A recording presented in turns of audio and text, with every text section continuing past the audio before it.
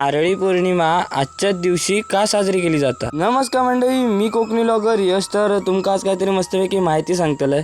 तर ती माहिती कसली असा, तर आज असा नारळी पौर्णिमा। तर सगळ्यात आधी तुमका सगळ्यांका नारळी पौर्णिमेच्या हार्दिक शुभेच्छा। तर मंडळींनो, कोकण म्हटला की पहिली येता ती कोकणची किनारपट्टी।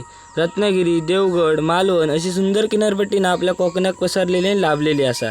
तर समुद्र देवता मानणाऱ्या कोळी लोकांचो आणि आगरी लोकांचो ह्यो नारळी पौर्णिमा सण। पण नारळी पौर्णिमा कित्याक साजरी केली जाता, नारळ देवची पद्धत काय असा, तर ह्याचीच माहिती आज मी तुमका देतलंय। तर पावसाळ्याचे दिवस असतात आणि पावसाळ्याच्या दिवसामध्ये ना समुद्र सुद्धा खवळलेला असता, पूर्णपणे ना लाटा वगैरे सुद्धा मोठमोठे येत असतात। त्याच्यामुळे आता इथं मासेमारी सुद्धा बंद असतात। तुम्ही आता बघितलं अशा की बाजारात वगैरे सुद्धा मासे येताना आपल्याला दिसत नाही। तर याच कारण असा की पूर्ण पावसाच्या लाटेमुळे मासेमारी बंद असता। पण हीच मासेमारी पुन्हा सुरुवात करूची असता। पावसाची कमी होईची तर खंयतरी वाट बघीत असता। आणि ह्योच तो दिवस असा ना, श्रावणातलो दिवस, की या दिवशी ना कोळी बांधव सगळे एकत्र येतात आणि सागर देवतेक ना सोन्याचं नारळ देतात।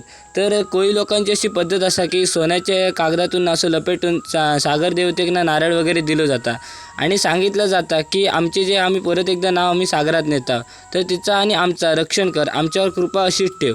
तर ह्याच कारणामुळे ना नारळी पौर्णिमा ह्यो सण ना आजच्या दिवशी साजरा केला जाता। जशी आपण कोणत्याही कामाची सुरुवात ना नारळ वाढवून करतो ना, तशीच हे कोळी बांधव असतात ना नारळ वाहून आपल्या समुद्र देवतेक सुरुवात करतात आपल्या कामाची। तर याच कारणामुळे नारळी पौर्णिमा अशी साजरी केली जाता। कसं वाटलं व्लॉग कमेंट करून नक्की सांगा आणि व्लॉग आवडला असेल तर लाईक, शेअर आणि सबस्क्राईब करूक विसरा नको।